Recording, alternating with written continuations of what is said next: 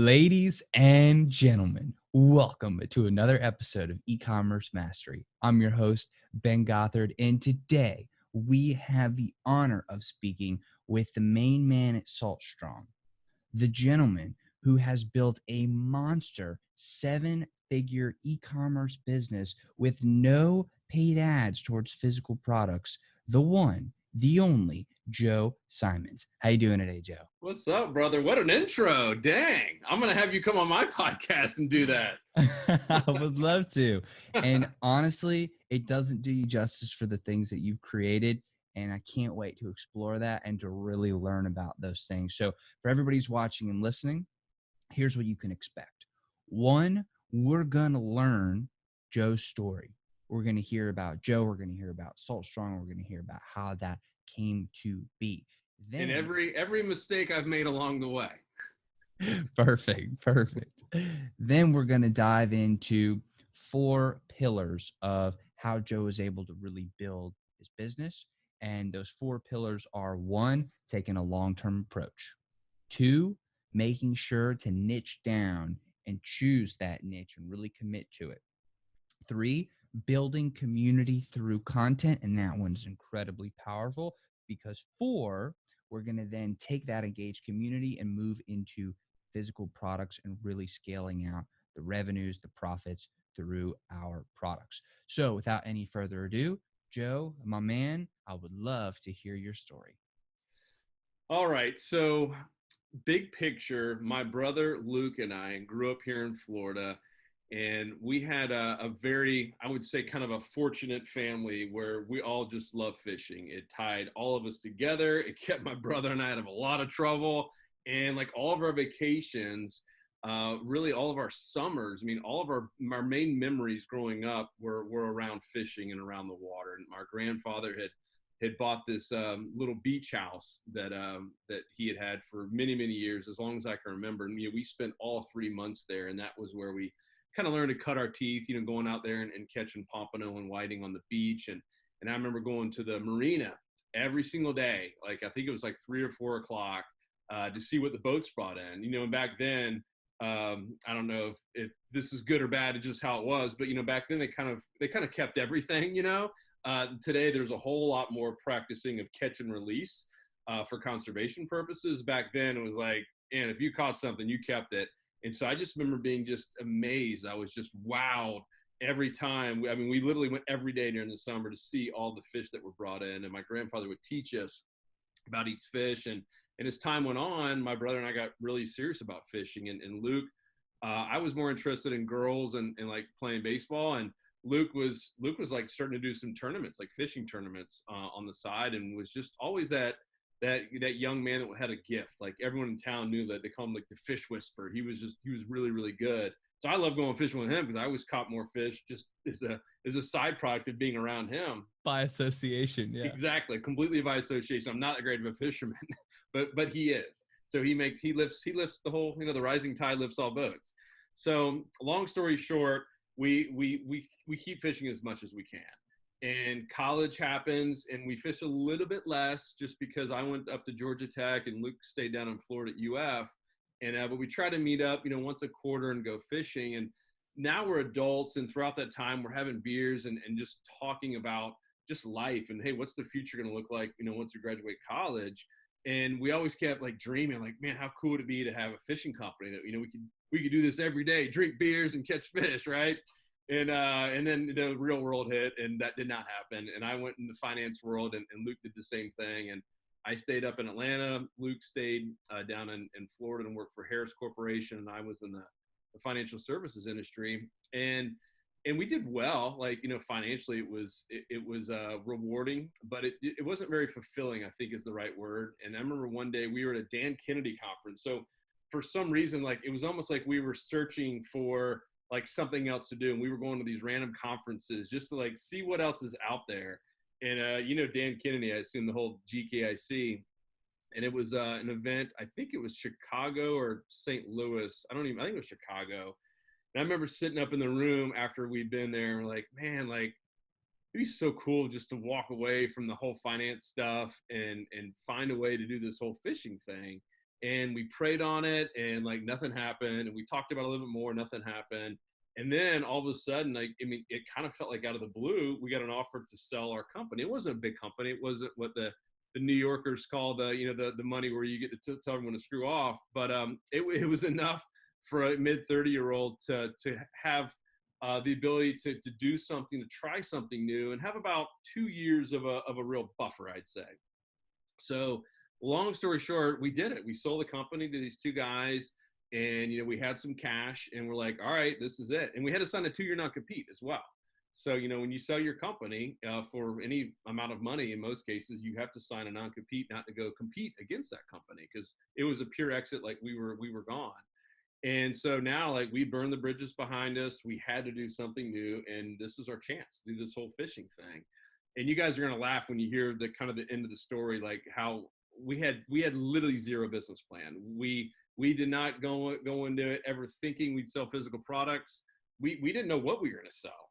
But the one thing that we knew, Ben, just from our business experience and going to these Dan Kennedy events and reading books, the one thing we knew, that is, if we could build an audience, just build any type of audience, that we at some point could either sell something to them or find someone else who wanted to sell something to them.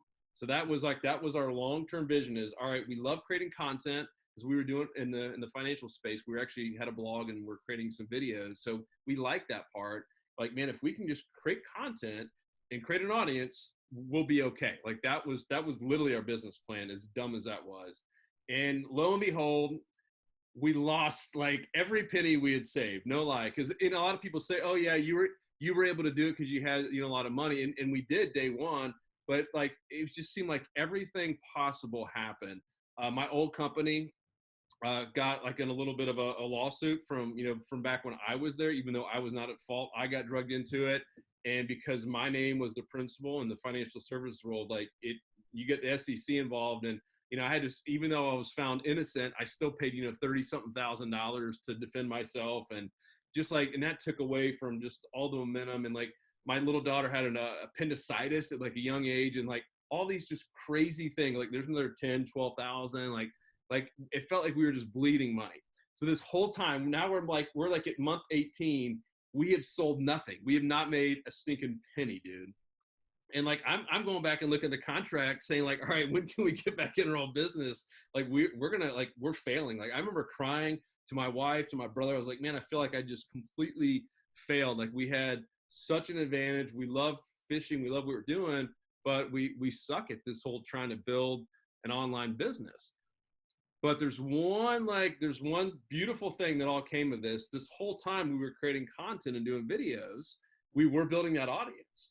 And I remember at one point, I mean, we had, I think in 1 month, we hit like 400,000 people in 1 month were on our site. That's not social media, impressions. That's on saltstrong.com. So the whole time I was like, Luke, dude, we've built something. Like that's a lot of people. There has to be someone who is willing to pay to be in front of that audience. So like, let's go sell ads. Like, remember at this point, we've literally sold nothing except like a couple t-shirts and hats. And so I was like, man, let's go reach out to people. So I get connected with like the number 2 guy at Under Armour, who's in charge of all their marketing and really all their budgeting. And I get him on the phone with the head VP of all the outdoor space. So this time they're working with like Duck Dynasty and all the hunting and fishing pros. And I'm pitching everything. I'm showing our numbers, and I'm like, oh, they're going to give us all kinds of money. And dude, this is like, I still feel like shameful every time I have to think about this. So I'm here, like, we're betting everything on this one phone call. My brother's on the other, he's waiting for me to call him, tell how it went. And the guy's like, he's like, yeah, I could probably give you maybe $1,000 a month, to kind of be like the premier sponsor. And I was just like, my heart sank. Like, I was like, we're done, dude. I was like, I mean, we can't even keep our website up because, you still have costs that go with having that much traffic on a site and emails and all that. And I was like, dude, we're done. And it's like we were so close to giving up at that moment, but we kept going back to this. Man, we have this audience. People like us. They're clicking on our emails. We got to find something to sell them. And the very first thing that we did, just because we had some success, a couple $100 a month, was just go into apparel. And I'm not trying to tell anyone they should not go into apparel, but I would say if you're going to do it, you better own it and go all in. And we realized pretty quickly we did not do drop ship. We're like, hey, how hard can it be? Let's just keep doing a little bit more of what we're doing. And you don't realize all of a sudden you start selling $10,000 a month of apparel yourself. You got to hire someone to fulfill it and do all the returns and answer all the phone calls and all the questions about sizing.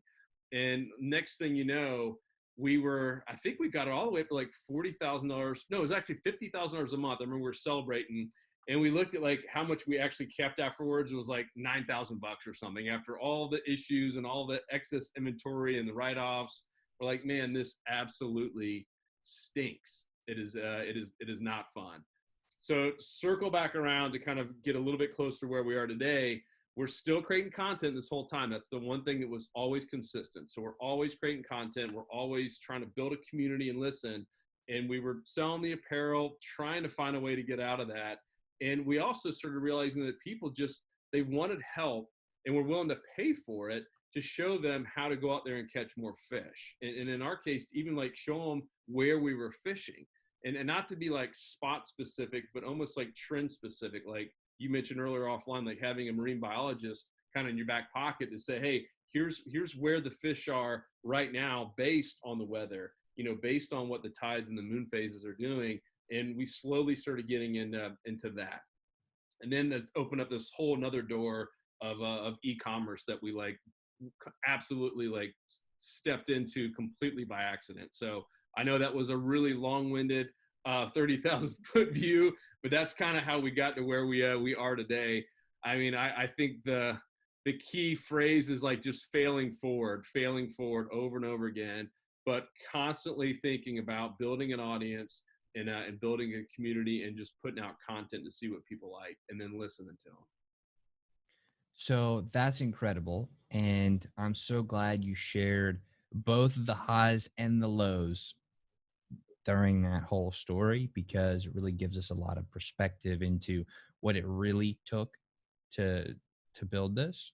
So when you said that you started teaching people how to fish and more trend analysis or sharing the trends, it seems like that was a move into information products at that point. You got it. Yep. So can you continue the story a little bit more? And then I do want to get into those 4 pillars, but continue the story a little bit more and talk about how you built out the info product side and then how that translated into the physical product side.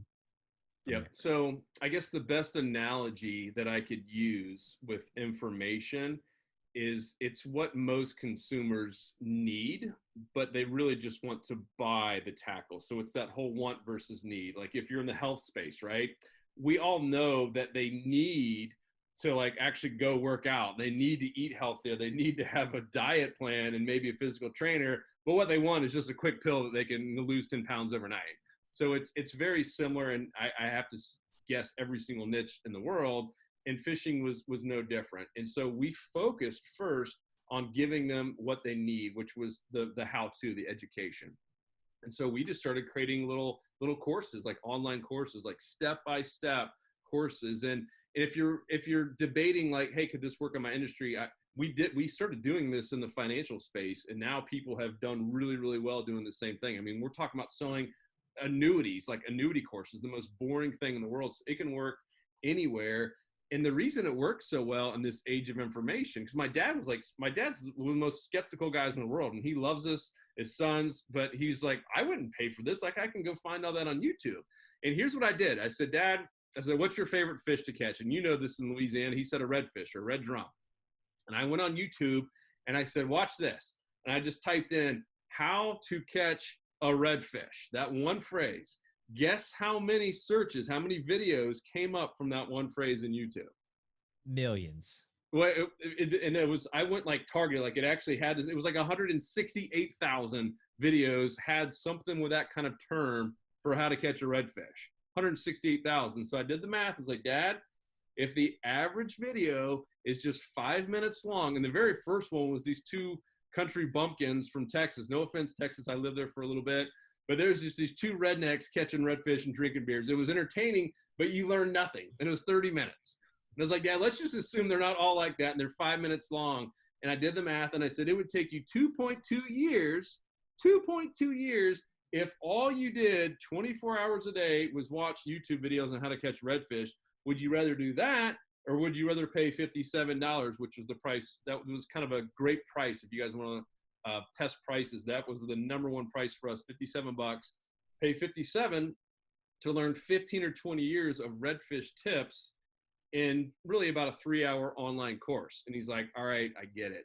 And so that's how we presented it is, hey, yeah, all this stuff, it probably is out on YouTube. I'm guessing 90% of it probably is, but it's like so broken up. It's never step by step. And so many people, like, you know, if you're in Texas, you're going to fish a little bit differently than you are in Florida and Clearwater versus, you know, Virginia Beach. And so we create these little courses that are very niched out and very specific for even areas and species. And so that was what we led with. And we started doing really well to the point we actually got rid of apparel for the most part. It was just kind of like a secondary thing and a few $1,000 a month coming in. But we really went heavy in info, but we hit another problem. And the problem is, I think just it's what we talked about earlier. America in general wants that quick fix. They really just want to buy the stuff. But we knew we were doing the right thing by selling them what they need. And we had these testimonials that were just like, holy smokes. Like people like some guys were like getting their captain's license who went from newbies to actually like taking people out. They went from being a complete newbie to being a guide and a teacher. And we're like writing these massive thank you letters to us. Like we know we're onto something, but it's the same reason why most public libraries don't have many people in them right now, right? I mean, it's free information, yet we'd rather just spend stuff to get it done quickly.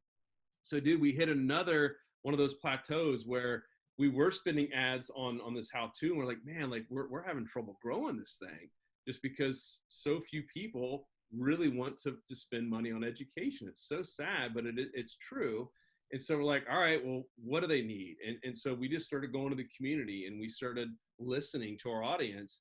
And can you guess what the number one thing they said they wanted was tackle, was more fishing tackle, because that is the one thing that you have to use to be able to be a good angler. And so we started doing tackle. And the first thing we did, shame on us for not thinking about this earlier, but we just got an Amazon affiliate account. And I know a lot of people are saying that, you know, that's the easiest thing around. Yeah, it takes like 10 seconds. And we just started putting links in a lot of our how-to videos, both on YouTube and on our blog, saying, hey, you know, if you like this review on this fishing lure, this rod or reel, you know, you can click here. And we were transparent at the bottom, says, hey, you know, we might make an affiliate commission on this. And a lot of people just wanted to support us because we were creating good content and being helpful. And every Monday we run a little report and we look at it, and that report would tell us, you know, what was sold. And all of a sudden we would see like, and you've looked at those reports before, right? You see what was sold like directly, because you know if you talked about a certain lure, and then all of a sudden you see this indirect stuff. We're like, wait a minute, we sold 15 bucktails from this one video, and we didn't even mention the word bucktail. We're like, all right, maybe we should look at that. And then guess what? We do a video on that bucktail, and we'd sell 100 of them. And then we're like, all right, we need to go reach out to these groups and see if they'll drop ship for us. Because we knew we did not want to get in this sending out stuff ourselves. We tried that with apparel. It was brutal. We hated it. It was the least amount of fishing I ever did in my entire life, was when we had to run like an actual fulfillment center that we were not good at all. We were probably the worst fulfillers in the world. Dude, it's certainly awful. It's horrible. Awful. Yeah. And it takes all the fun out of it. Now, ironically, we're still doing it and kind of back into it, but we're trying to drop ship and outsource this stuff as much as we can, but with knowing that we want to drop ship with someone who gets stuff out quickly and it's a good customer experience, because we have been burned by that as well. So anyhow, we start reaching out to these companies, and I'll tell you kind of a hack that has worked, I think, every time that we've tried it, is we'll do a good YouTube video. We'll review a product. And I mentioned to you like Berkeley Gulp, because you guys can all go to YouTube and try this. Berkeley Gulp, it's a massive company owned by Pure Fishing, who is, you know, I think they sold for like $900 million a year ago. So we're talking about a big company. And this Berkeley Gulp is one of their top lures. And so we just started doing videos on how to rig it.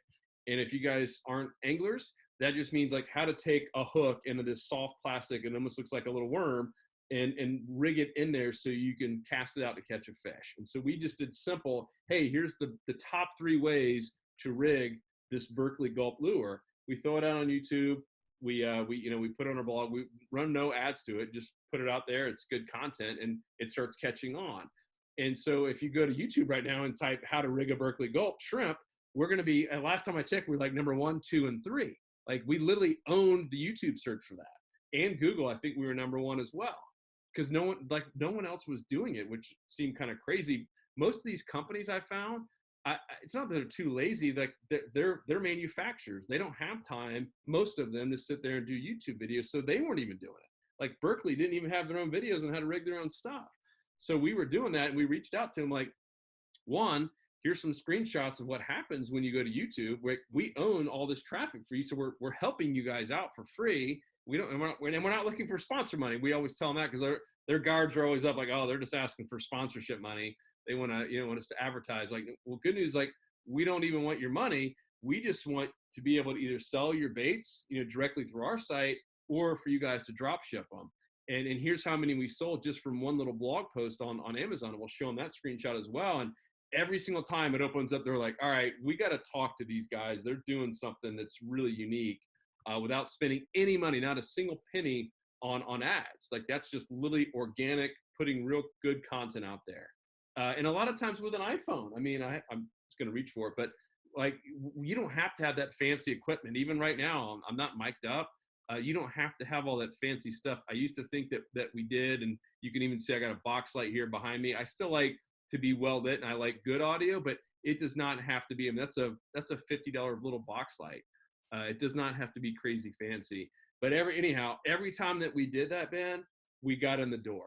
And the bad news is with the fishing industry in particular, a lot of you guys are going to find this in your industry, is it was very old school where they're a manufacturer, and really their traditional model is not direct to consumer. It's direct to some type of retailer or a tackle store. You guys have all seen tackle shops, or Bass Pro, if you know what that is, the big box retailer side of things, or Dick's Sporting Goods. And that's like 90% of their business. In some cases, 100 is going through those channels, and they're not going to direct to consumer, which means they don't really have a drop ship program.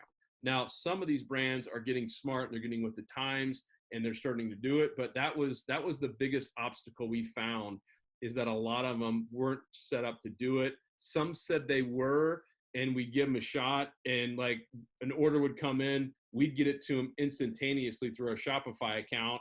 And 2 weeks later, our customer gets the stuff, and they think we suck. And in reality, it was them just being sloppy and not having systems in place to really get stuff out quick. So that's been one of the hardest lessons of just making sure that a company can drop ship. And now we found, at least in our world, because many of them can't, we are doing it ourselves. And I think one of the big aha moments for me, once again, this was all new, even buying stuff, was the minimums aren't really that scary, especially if you're buying here in America. Most of these companies, their minimums weren't that bad. And I remember this one company asked this, they're like, well, do you guys want terms? And I didn't even know what that meant, dude. Like that, because I came from a whole different world, and I was like, I guess, what are terms? And they're like, well, that means you don't have to pay us for a while. I was like, well, yeah, that sounds awesome. They're like, well, what kind of terms do you want? I was like, what are my options? They're like, I don't know, you can get 30, 60. I was like, well, can we start with 30? And they're like, yeah. And I was like, awesome, that's great news. I didn't even know about this stuff. Like, we just want to do a quick credit check. And so now, for those of you who don't know, that means I could buy $10,000 worth of lures and not have to pay for anything. And I get invoiced, but I don't have to pay a penny until 30 days later. Even now, 60 and 90, and now we're getting 120 on some of this stuff. That's crazy. I mean, talk about the velocity of money. And that's when it makes sense sometimes for us to do it ourselves. When some of these groups don't want to touch drop shipping and they're willing to give us 90 or 120-day terms. I mean, to me, it's not as easy as printing money, but it's pretty doggone close. I mean, knowing that the margins are there and knowing how much traffic we're getting on our site, that's a pretty no-brainer way of doing it as well. So I hope that makes sense. I know you've asked me like 2 questions, and I'm the most long-winded guy in the world. Well, I love it because I love the detail. And to me, it's so important to really understand the ins and outs of the story, because people are taking every which angle that they can find to build their business.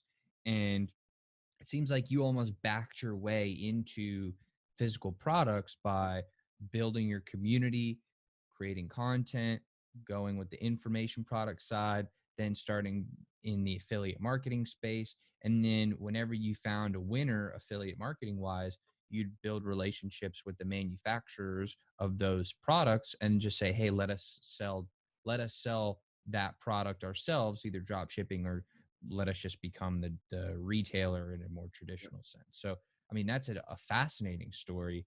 And I think it gives people just another idea of how they can build their own business. So I love the long-winded answers. So I do want to get a little bit more targeted to and go into our 4 columns and really give specific applied information now that we know your story and we know a little bit more about your background. So let's start first with taking a really long-term approach. Yep. So I touched on it earlier. Our long-term approach was really just that phrase or that mindset that if we built an audience, if we focused on serving an audience, that at some point we would be okay. Like that's always, it's still our mindset today, is we focus heavily on creating that audience. I think one of the bigger mistakes I'm seeing a lot of new entrants, at least in our industry, and I'm sure this is across the board, is people will come in with, a widget, like, these little fishing scissors. They'll come in with some little widget, and they create, their nice landing pages, or they build a beautiful Shopify page, and they sell it and they do well until they either run out of inventory or someone else knocks them off, et cetera. And then they're kind of back to square one again. And you mentioned it, we kind of just back into this by accident. And we have such an advantage, even if you just have one information product. Now you're teaching people, which is really what they need. And no matter what you're selling, there's got to be some little course you can put together that helps your end user use that product and have a better experience with it. And because we're putting out a lot of little splinters from that course out on the YouTubes and the Facebooks and Instagrams of the world, we're now building that audience of people that know, like, and trust us. And there's plenty of people that just don't even want to buy the info course, and like, I just want to buy the little widget. And I'm telling you right now, I don't know how it is with your industry and everyone else's industry, but this whole COVID thing, it exploded the boating and fishing industry in particular, because it was kind of the one thing that they couldn't take away from people, is the ability to go out on the water. And so that was good news, is a lot of people are now out there boating and fishing and buying tackle. The bad news is, a lot of these little widgets, and even like the guides on a fishing rod, they're made, over in Japan and China, 2 big places that make a lot of tackle in the fishing world. And, they were shut down for many cases for a couple of months. And then now, same thing happens in America, where we're all kind of shut down. So like, there's this massive backlog of orders that are not being fulfilled, and there are tackle stores that are probably going to go out of business because they just don't have any inventory. There's some Shopify pages in our industry that 100% rely on only selling widgets and have nothing else. They have no other content, no other way to engage an audience and to think long term, that they're now, if they don't get inventory, and they are going to be completely out of business. So kind of going back to your question, I think when you have that long-term vision, and for us, it was just an audience, which every company needs it. Regardless if you're a dentist, you need an audience, you need butts in the seat. If you're a movie theater, you need to have every company needs to have some type of audience.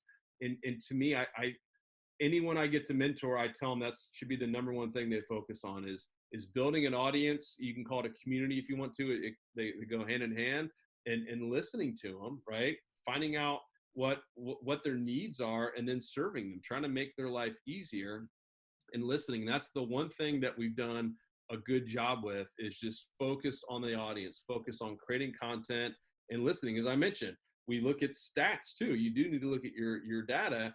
And we saw that one bucktail, sold 10 bucktails from that one little random video that we didn't even mention a bucktail. Like, all right, that's listening to your audience, right? Let's go create some videos around that. People are obviously buying that up as well.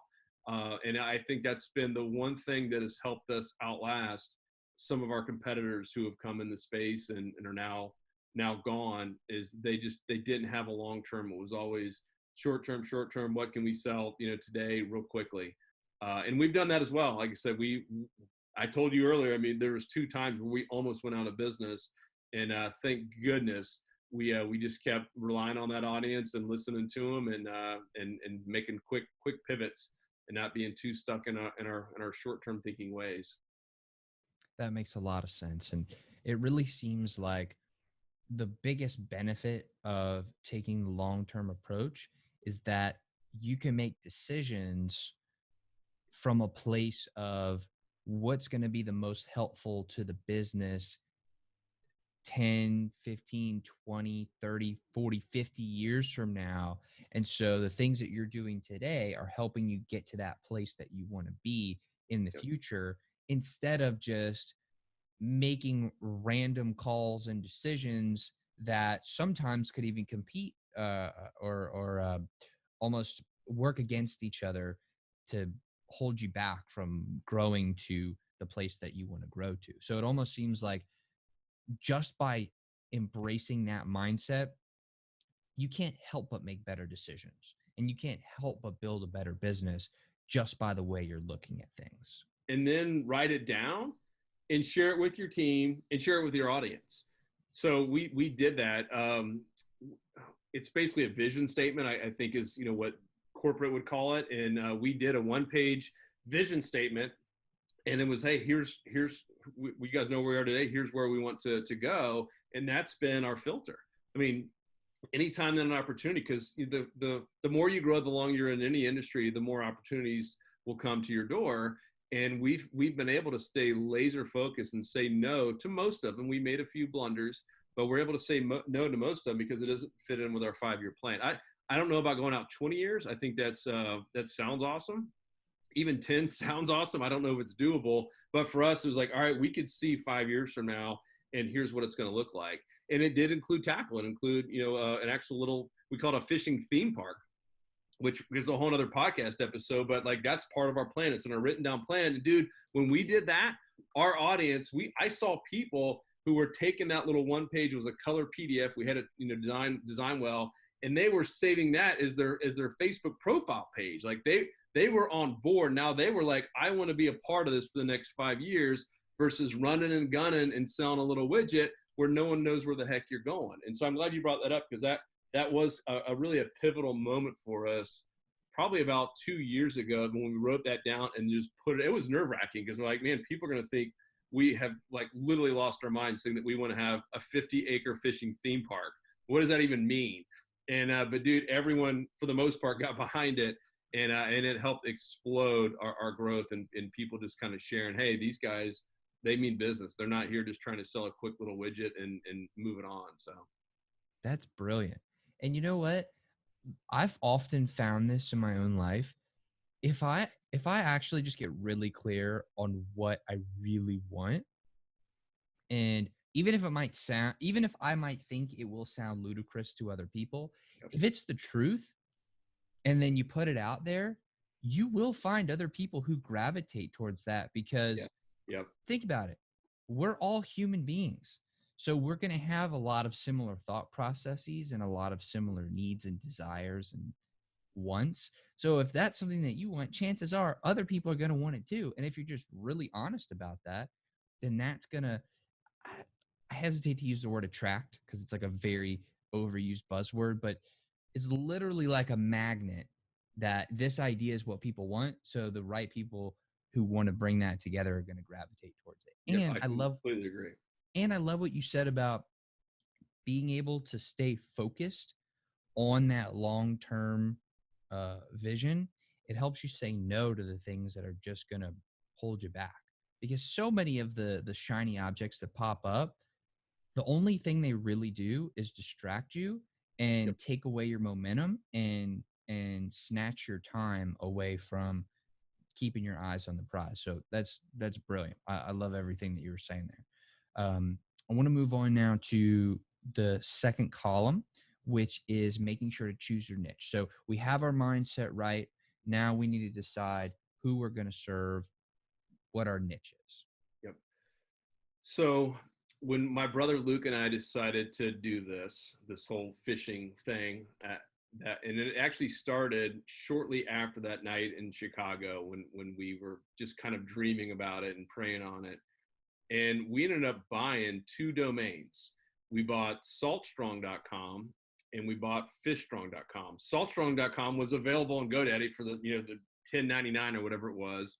And Fishstrong was already a site that was already being used by a professional bass angler who had a decent amount of traffic to it. And like all said and done, we paid a whole lot more money for fishstrong.com to buy it from. It wasn't a crazy amount, but it was a decent amount. We paid a lot more. And so our gut at first was like, man, let's just go big and massive and we're going to do everything fishing, right? Like the everything store. Because we all look up to these Amazons and all these monster companies and these retail brands like a Bass Pro that sells ammunition and guns. Like we're going to do it all. And thank goodness, I still don't remember why. But I remember like we were going down that path, like, man, let's at least just start with saltwater fishing. It's what we know the best. Let's at least start there. Well, guess how many saltwater fish are in the ocean in the world? Well, I actually know because we talked about this before.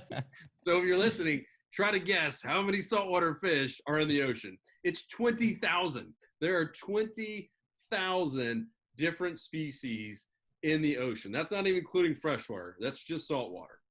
So now we've gone down this path of doing saltstrong.com and we're tabling Fishstrong for maybe a future, moving into the bass fishing world and walleye and catfish and all that stuff. But like, let's just go saltwater. And in the very beginning, we did what every entrepreneur does or at least most of us, is we try to go way too broad and we try to please everyone and we just try to do it all. And so we were like, one blog would be about catching a redfish. The next blog we would do is, hey, here's how to catch sharks from the beach. The next one is, hey, here's some tips on catching sailfish. And if you guys don't know anything, those are all completely, like, you would use completely different tackle. You'd have completely different boats. Everything it's different. It's like comparing water skiing and wakeboarding. If you, I mean, yeah, you could maybe still use similar boats, but like it's completely different. Even the wakeboarders, they dress differently than the water skiers. Like it's to them, it's night and day. So we're out here like doing all this stuff, and we're just confusing people. That was like the lowest time because we were creating a lot of content, more than probably we ever needed to, but it was just so much stuff that we weren't really meaning anything to anyone. We were just kind of known as like, oh yeah, that's that group that just puts a lot of saltwater fishing content out there. And as soon as we realized we weren't getting the traction that we wanted to, we're like, why don't we just try niching and going super, super small? So for like a month, I think it was 1 month, we said, all we're gonna do is talk about redfish, one fish. And remember back to my dad's story, like we're just going to talk about redfish. We're going to create like a little course, which happened to be the first course that we did. And all of a sudden our numbers went down, which kind of like meaning our overall traffic actually went down, but we started getting more engagement than ever before. Like our email list started skyrocketing, even though we had less traffic. It was like, well, wait a minute, this is interesting. Like we went super niche. We're getting more leads than ever before. We're getting more people like asking questions and really like wanting to maybe do business with us, because at the time we didn't really sell much. We're like, all right, we're on to something. They're like, let's do one more species. And so for a couple of years, this is the best decision we ever made. We focused on 4 species, just 4 out of the entire 20,000. And we owned it. And I remember people thought we were crazy. Like, you're going to burn out. There's how many videos and blogs can you do on 4 different species? And still today, those are our main 4 species. Those are like our cash cow species. And now we're almost in, and I guess we'll be in year 6 here later this year. And now we're able to kind of slowly move out. But I mean, I'm talking about for a couple years, we would do almost like a blog or a video a day. 5, we'd skip weekends, but 5 days a week. And we would talk about the same 4 species. And so guess what that did? You use that word like magnetically attract. That attracted everyone from your neck of the woods, Texas, Louisiana, all the way up to Virginia, where those 4 species are. Like, they were like, oh, hey man, Saltstrong seems to be the expert at that. Like, I want to learn more about them. I want to join their email list. I want to start buying some stuff for them, join their little club, buy one of their information courses. And that's how things really started exploding for us when we went like super, super niche. And we did the same thing in our Facebook group. We now have, I have to imagine it's one of the largest, if not the largest, saltwater fishing Facebook groups out there. It's like 65 or 66,000 anglers. and it's a private one too. So you even have to like, either get invited or, answer all the questions and all that. So we've banned thousands of people. And we decided to do the same thing because all the other groups were like, it was just anything fishing the whole world. We're like, nope, you can only be an American at the time. Sorry, all you other countries. And really, we only wanted people from like Texas to Virginia in the beginning. And we focused on those 4 species. And we also said something that was really unique. And this separated us from everybody else. We saw that the one thing that people hated, besides the fact it was just, because if you're in redfish fishing, you don't want to hear about sailfish and blue marlin, right? You're like, You I don't want to care. learn more, more about redfish. So like we went niche, and then we said no cursing and no belittling and no negativity, because we realized all these other Facebook groups who were much bigger than ours at the time, they were just filled with profanity and like just porn and girls in thongs and just, which that has its place if you're into that. But we wanted nothing to do with that. Like we wanted to have a family. Like we wanted something that if your boss came in behind you and saw you were in your Facebook group, that you would not be embarrassed. And Safe so for we put work. that out there. And dude, we had like, we literally would kick people out and ban them if they dropped the F-bomb, which, cursing like a sailor, a lot of fishermen curse. And we're like, there's just no need for it in an online community. It adds no value. And we'd kick a guy out, and he'd go to all the other groups saying, oh, screw those Bible beaters at Salt Strong. Like, don't ever get into your business. And someone would inevitably ask, like, well, like, what happened? Like, all I did was curse, and they kicked me out. And then all of a sudden, like, people are like, that kind of sounds nice. I want to join them. Like, that would be our best way to get new people. So we kick one guy out, and we get 20 really good, like, nice people who we wanted to have as our audience. And our whole Facebook group exploded. But it was all because we went crazy niche. Like we did something that everyone, literally people said we're idiots. Our own friends and family members said we were idiots for only being that niche with those 4 species. And they also said we're idiots for kicking people out for cursing. And here we are, we've now outgrown all those other groups who allow anything and everything to go in their groups. It's just a smorgasbord of spam and inappropriate language, in my opinion. So it can work. It does not happen overnight. It was not easy. I'm talking like hours a day for those first 6 or 7 months to start a Facebook group. I think a lot of people just start it and they go heavy for like a week. I mean, I'm talking 6 months, hours a day. We were engaging and starting conversations and building it. And then finally, like it hit that momentum, that tipping point, and all of a sudden it started taking off, and we were able to get a couple moderators to help us out. But it was a lot of work.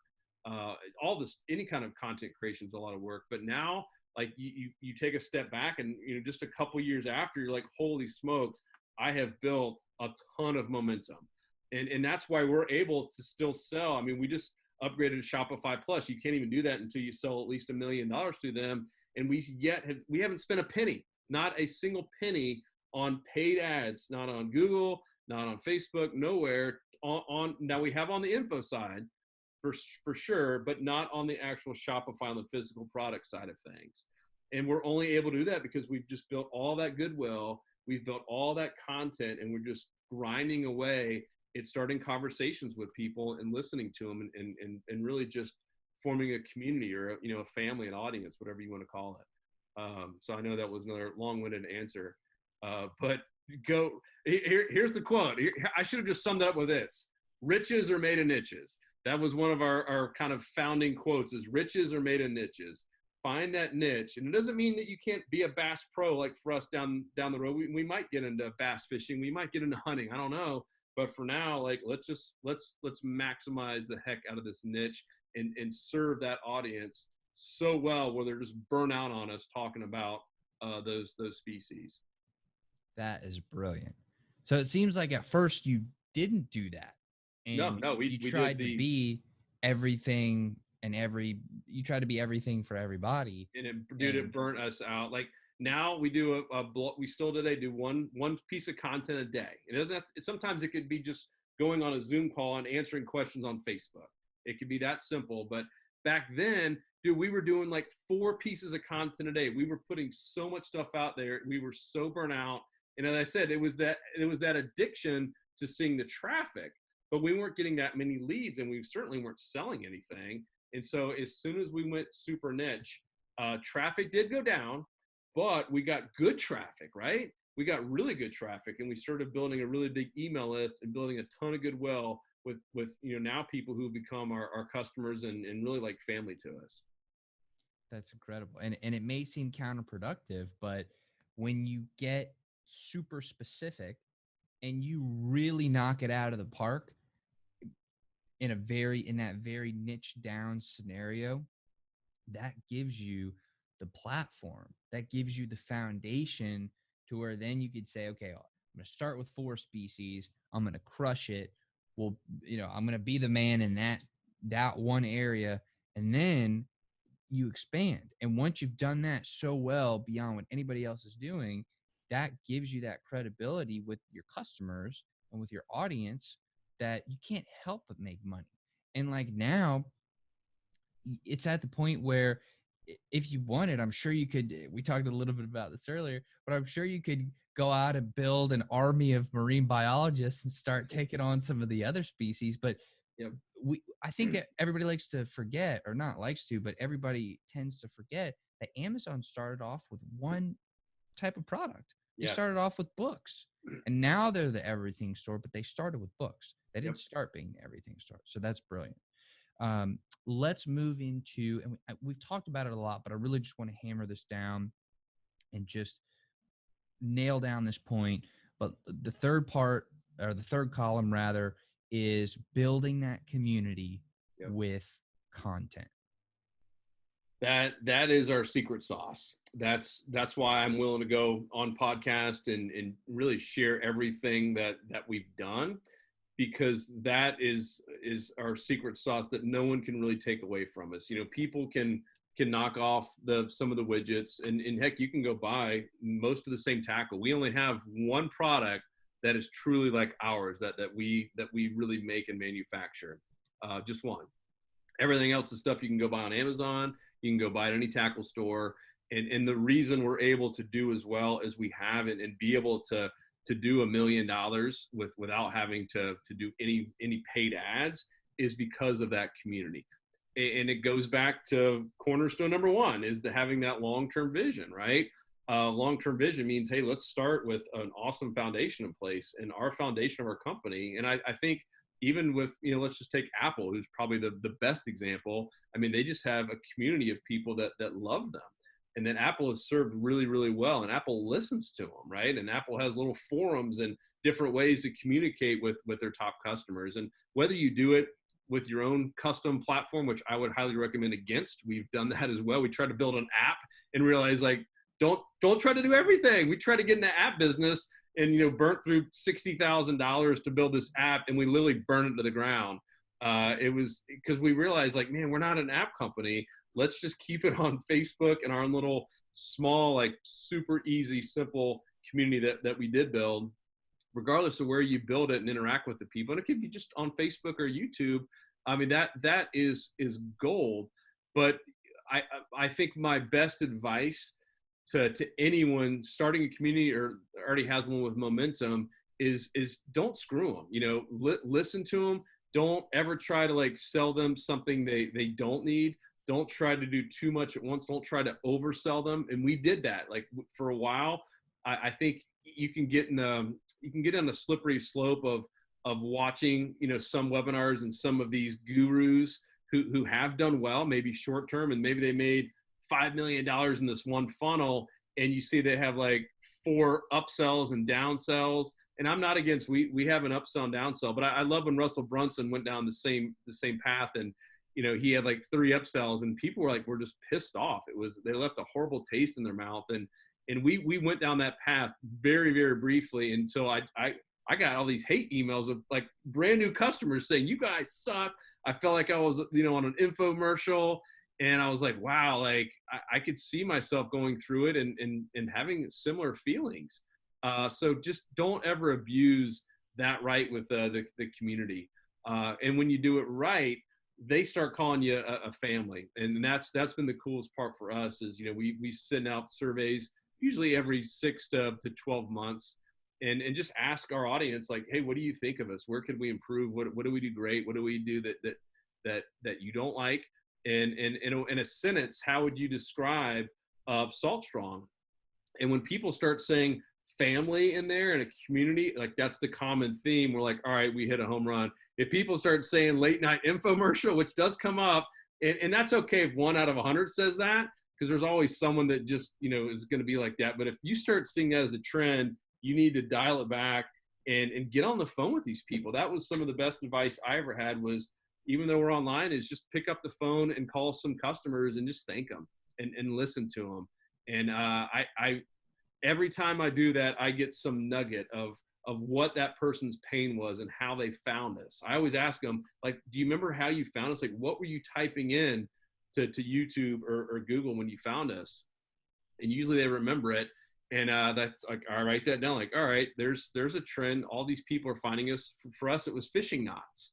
That was like the one thing that every fisherman has to have is knots. And we have a lot of knot videos. So a lot of people, but they were our least profitable videos, which is really interesting. Blogs, they didn't make much money, but it brought in a lot of eyeballs and a lot of trust for us. So we continue to do, fishing knots. But anyhow, back to the whole community thing. It is so critical, and it is such an asset as well. And when you do it right and you have a business that you love, like we do now, I mean, these are our friends. Just yesterday, we went out with one of our members and just, went fishing with them and had a beer afterwards. And I mean, to me, that part is awesome, to have, what you would call family. It doesn't mean you have to love every single one of them. But we have a pretty awesome family, very dynamic. And it's something that we plan on just using, leveraging, and loving on and listening to for hopefully many, many years to come.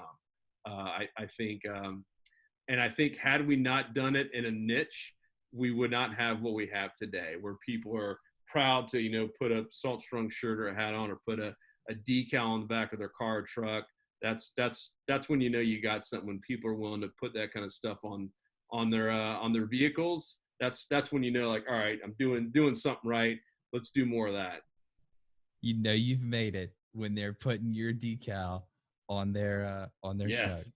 That's awesome. It is really cool when you actually see your first one, on the road. You're like, oh my gosh, there's a Salt Strong sticker. That's awesome. What's so interesting to me is how in the beginning of your story, it seems like fishing was a family thing that you did. Yep. And it almost seems like that same feeling that you felt and the same reason that you fell in love with fishing is now that same experience that you're bringing to your customers through the content, through the community, through helping them and serving them. And it's just interesting to me how it seems like that's what got you into it. And that's that same experience that you're recreating for them. Yeah, I think it was the book, The E-Myth, which definitely a must read for anyone.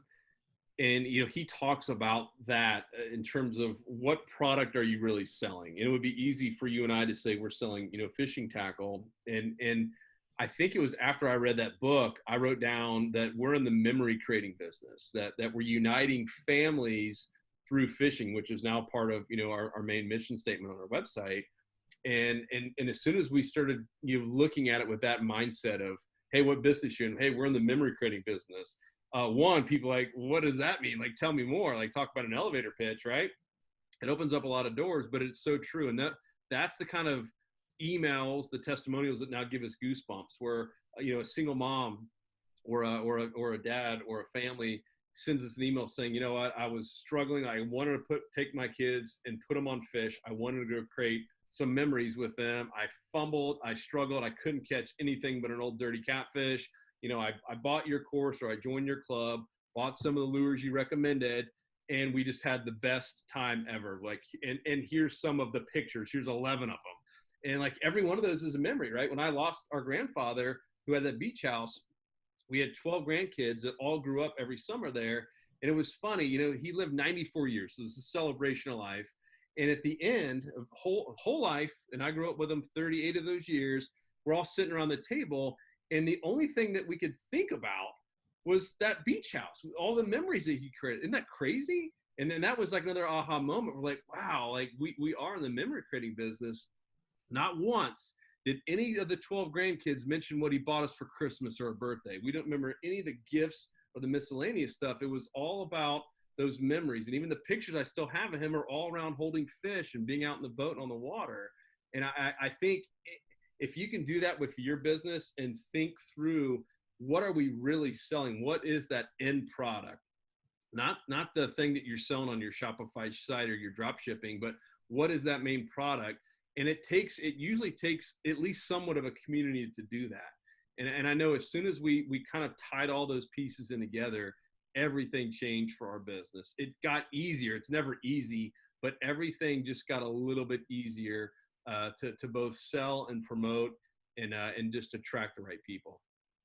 Well, it gets everything moving in the right direction. Yes. And I think it puts it puts that forward momentum all towards the common goal, and everybody knows where we're going. We all understand it. We're all on the same page. Now let's just do it. And Yes. that is very powerful. Clarity is extremely, extremely powerful. So that was awesome. Let's move from column number 3. Now we are thinking long term. We have our niche. We're building our community through content. We're clear on that. Let's talk about that shift from community into the pure e-commerce of physical products. Yep. Well, we've touched on a lot of it, and so much of it came from listening to our audience, and to just realizing that people want to go buy tackle. And the best service that we could ever provide is to sell them what they want on the front end, which is tackle. Like, that's, to us, that's been the easiest thing, is create content that, like a review of, let's just say, a fishing rod or reel, and then give them the ability to buy it at a great price, and then teach them how to use it, right? And then ultimately join our club. That's really our business model. It's that simple. Is every day we think, all right, what's one piece of content we're going to create, and now we have a little team to help do that. And so every day one person takes ownership of what can we create, what are we going to offer, what physical product, because we do know, just like in the diet world or the health space, they want to buy the diet pill. And I think in that space, same analogy, sell them a great supplement, right? Something that really is good for them, that can help them, not something bad. And then on the back end, teach them how to use it, teach them how to have a healthier lifestyle, teach them how to work out, how to have a diet plan. And that's all we've done, is we've taken that same model in the fishing space and just kind of flip-flop it. Because remember, in the beginning, we had it the other way. We were 100% just trying to teach the how-to, and we realized most of these people, they just want to go try new tackle. They want to try new rods and reels and lures and hooks. So let's give them that at one of the best prices you can get online. And because we have the info side, we don't have to make a lot of money on the tackle side either, which is really cool for us, because we have both these things working in conjunction with each other. And then start building out like a longer term process of turning them into, a fishing superstar, so that they can go create more memories with their loved ones, so they can, catch more fish per trip. Because that's what most fishermen, that, like, their fear, and I hate to like do fear-based like marketing, but it works. And that fear is that they go back to the ramp or the marina or the dock, and everyone else has caught fish around them that day except them. And I've been there. I know it's sucked. You've probably been there. Any fisherman's been there at least once, if not many times. And that's not fun. It's not fun to go out there and get a hall pass from your spouse, or take a day off work and sit out there in the hot sun or in the cold in the winter or the fall and not catch a single thing. Yeah, it's cool to see a good sunset. It's cool to be out there in nature. I love that part of it. At the same point, is a kind of competitive person, I still want to go out there and win and know that I maximize my time. And so if you can help them do all of that, which just selling a piece of tackle or whatever little widget you're selling on your shop page might not get them to that ultimate goal, which, remember, for us is creating memories and uniting families. So I need them to catch fish with this stuff. Just by giving them and selling them a lure doesn't really solve that ultimate problem. And that's where we really tie all this stuff together. So as soon as we started doing that, where create content, offer some product, not hard sell it, just at the very end, hey, if you want to buy this, here's a great place to buy it and help support us. And a lot of people like to do that. And then on the back end, we start a relationship with them. We invite them into our community, whether they join the free Facebook group of 65,000 people or join our private club of 15,000 people. We try to get them into one of those two places, if not both. and then create a long-term relationship with them and then listen to them. I mean, that's this whole hour and whatever long podcast boiled into really one simple formula that can work in any space. Bad news is this is a long-term play, right? Because that one piece of content, it usually doesn't work that day. It does for us now because we have, so many subscribers. But I mean, the first couple of years, this is a long-term play. But man, I always tell people, like, can you imagine what your business would look like if a year ago you had made the decision to just do one blog or one video a day? And they'd be like, yeah, it would be like everything would be easier. That word comes up all the time because it would. You'd have all that content that's just so much momentum. It's slow building, but you have all that momentum helping you to where you are today. And looking back, that was one of the best decisions we ever made. And it enables us to go out there. If we have a competitor that has to go out there and start spending a lot of ad, we can do it. We know how to spend money on ads. We just haven't had to yet. And so you can almost be sloppy on ads. Like, a lot of people who are on really thin margins, like, you have to have all that stuff perfect. When you have all that content and all that organic SEO, we're not even SEO experts. We don't know what the heck we're doing. We just create good content, put real headlines out there, not like misleading stuff. Like a lot of people do this bait click stuff. We just put, hey, how to rig a Berkeley Gulp shrimp. Oh, cool. That's what I'm going to learn. It's not misleading. And that ends up being SEO that ranks in both Google and YouTube. And then now we bring people into our evergreen community / we call it our family love system, where we're just constantly loving on them, constantly, trying to invite them to take that next step, if you will. And now even have this whole inner circle, which is another whole conversation, but I don't want to get too far into that. But I do think, depending on where you are in your business, the next best thing once you have a lot of this stuff working is to create another level. There's always that 1 or 2% of your audience, of your community, of your customers that will take that next step with you if you have an amazing offer.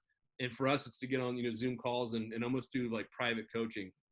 So that's kind of our inner circle, our next level. And that's been really fun. I mean, we just get really amazing people that we love interacting with every single week. And that's been a really big game changer for us.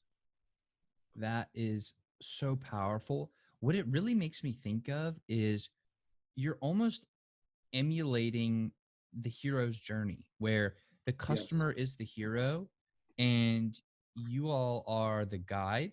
Yes. And that you're setting the ideal, that goal, and then you're both instructing the hero and leading the hero. And the information product is, well, let's give the hero the map and the mindset to get there. And then the physical products are, let's give them the armor, the shield, and the sword to be able to go out there and successfully make that journey.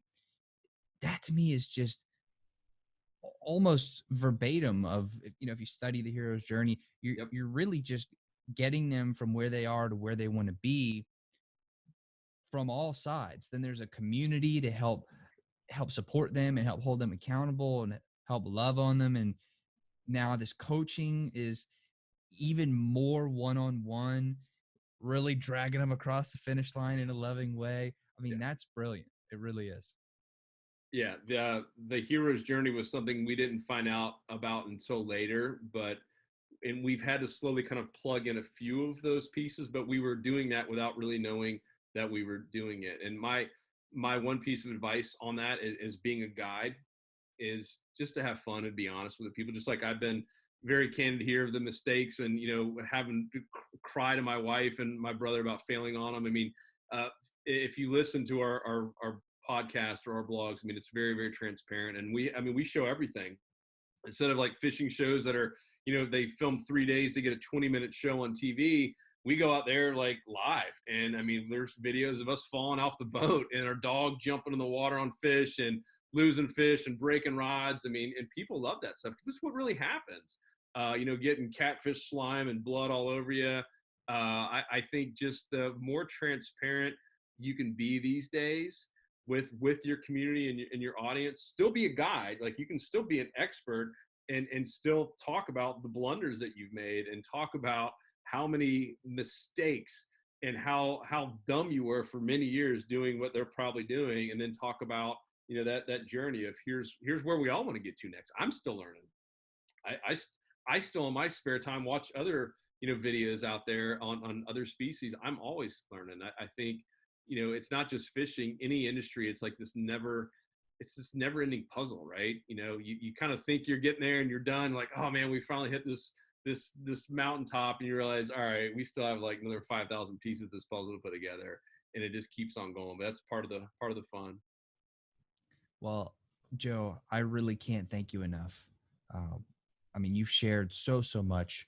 Literally, you've opened up the kimono, figuratively speaking, and shared with us everything we really need to know here.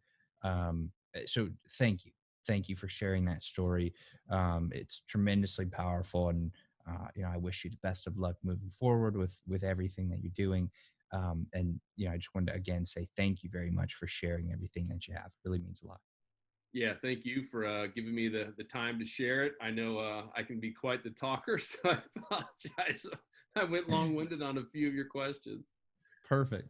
Perfect. I love it. So again, thank you very much. And where can people go to find out a little bit more about you and the business and really see this stuff in action? Yeah, I mean, the best place is just www.saltstrong.com. So saltstrong.com, that's really the hub of everything. And you'll see our tackle store, online tackle store through Shopify. And obviously we have everything from a podcast now and YouTube channel with 140, 139,000 subscribers. We're getting close to that. And that's another one that we realized that we weren't even using, correctly in terms of, ads and that kind of stuff. It was just a place for us to put videos, and that's even turned into a little bit of a revenue generator as well. But so YouTube, Instagram, etc. Love to connect with you. And we do, especially if you're on our blog page. I know on YouTube we don't answer every single question because we get so many, but our blog page, one of us answers every single question. So if you want to connect, go on there. That's the easiest way. That stuff comes right to us, and that's what I spend my evenings doing, is loving on the community. So saltstrong.com. Amazing. Well, thank you again very, very much. And to everybody who's watching and listening, thank y'all very, very much. Y'all rock. And I will see everybody on the next episode. Take care. Thanks, guys. Peace.